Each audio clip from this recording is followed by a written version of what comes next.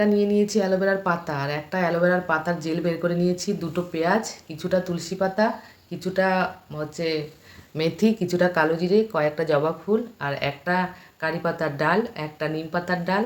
আর এখন যে পাতাটা দেখাবো এটা খুবই দরকারি বা উপকারী একটা পাতা, কালো কেশরী বলে অনেকে। আর একটা হচ্ছে ইন্দুলেখা। যারা তোমরা চিনতে পারো না গাছটা, এই যে ফুলটা দেখে রাখো, ফুলটা দেখলে তোমরা চিনতে পারবে যে এটা কালো কেশরী গাছ। তো কড়াই বসিয়ে 500 শালিমার নারকেল তেল পুরোটাই দিয়ে দিলাম, আর অ্যালোভেরা যে কেটে রেখেছি সেটা দিয়ে দিলাম, একটা অ্যালোভেরার পাতা আর পেঁয়াজ, দুটো পেঁয়াজ কেটে দিয়ে দিলাম। আর এরপরে জেলটা রেখেছিলাম বের করে, সেই জেলটাও দিলাম, মেথি আর কালো জিরে দিয়ে কিছুক্ষণ নাড়লাম, দেখো একটু লাল লাল হয়ে গেছে।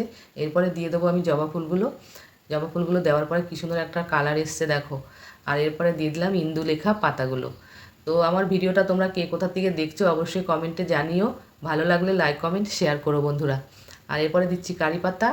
আর এই তেলটা তোমরা বানিয়ে অবশ্যই একবার ইউজ করে দেখো, খুবই উপকারী। আমি এই ফার্স্ট টাইম বানালাম, এত ভালো কি বলবো। যতক্ষণ তোমরা বানিয়ে না ইউজ করবে ততক্ষণ বুঝতে পারবা না।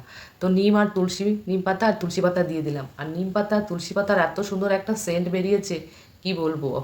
আর একটা লাল ফুল মানে জবা ফুল আমার বাড়িতে ফুটেছিল, সেটা এনে দিয়ে দিলাম। তো দেখো এদিকে ভাজা হয়ে গেছে তোমাদের সাথে কথা বলতে বলতে।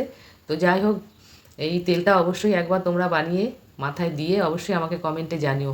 আমার মাকে আমি 1 শিশি দিয়েছিলাম, মা বলেছে বারবার করে যে আরেকবার বানাতে। তো দেখো তেলটা ঢেলে নিলাম ছাঁকনির সাহায্যে।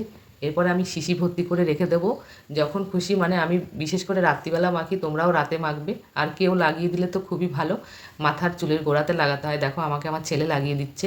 তো যাই হোক, ভিডিওটা ভালো লাগলে অবশ্যই লাইক কমেন্ট শেয়ার করো বন্ধুরা। আর ততক্ষণ টাটা বাই, আবার দেখা হবে নেক্সট ভিডিওতে।